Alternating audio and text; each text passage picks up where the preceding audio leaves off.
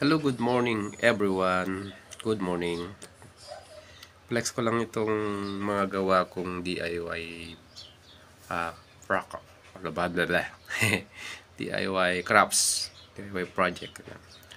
Welcome to our home. May tanim siyang maliit na money tree.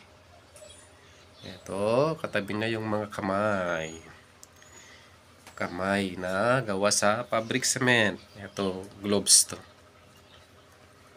Ito naman ay tela. Ayan yung tanim niya. Picos. Bubonsayin ko yan. Ito puro ng semento yan. Tapos yung pinagpatungan niya is puno ng mangga na malaki. Ayan. Pina-chainsaw namin. Tapos ginawang patungan. Dalawa sila. Ito yung pangalawang kamay. Pangalawang kamay. Medyo may crack na. Ayan. Umagalaw na.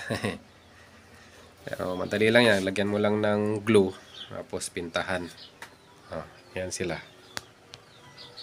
Mga DIY projects. Craft.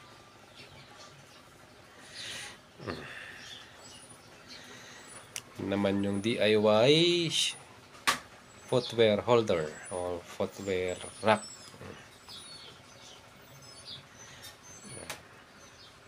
Bago pa lang yan. Yan naman DIY base.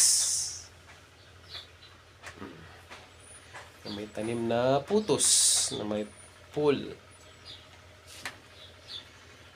Kita si Kwan. Tiguan. Mga tanim nandito. Liwanag, maaraw kasi. Yan, may bunga yung talong. Isa. May pechay din. Balaklak na rin si bougainvillea.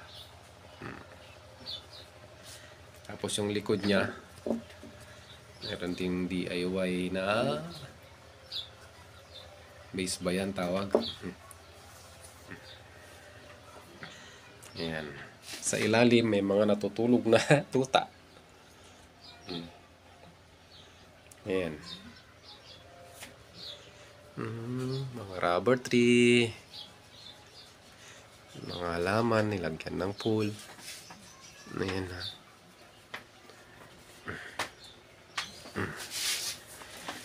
DIYs. Meron din dyan. Mga vines, ferns. Libangan pag walang ginagawa.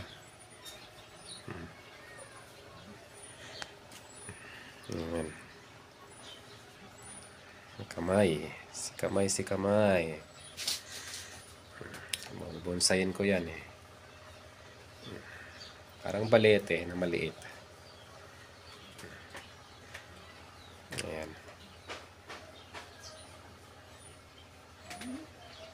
Maliit naman na money tree. Tapos ayan. May crack na. Magalaw na. Bali na. Ayusin ko na lang. Ngayon lang ulit kasi nasikaso mga to. May hilik si Papi. May hilik. Tatlo.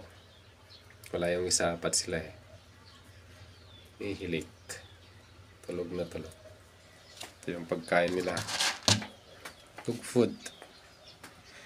Yan naman ugat. Yung ugat lang. Ugat niya lang. Nilagay ko sa bote. Mga pang display. Yan lang. Yan naman si Cobra. Cobra plant na hindi makalaki. Mga variegated na ferns.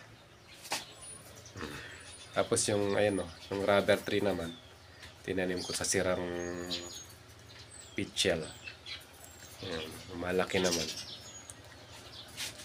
Bulaklak na si Chitra. Tapos yan naman pechay. Okay. Yan. Ang DIY shoe rack. Shoe footwear holder.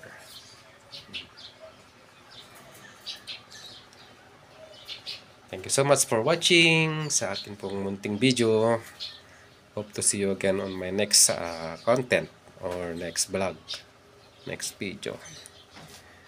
Thank you so much. God bless us all.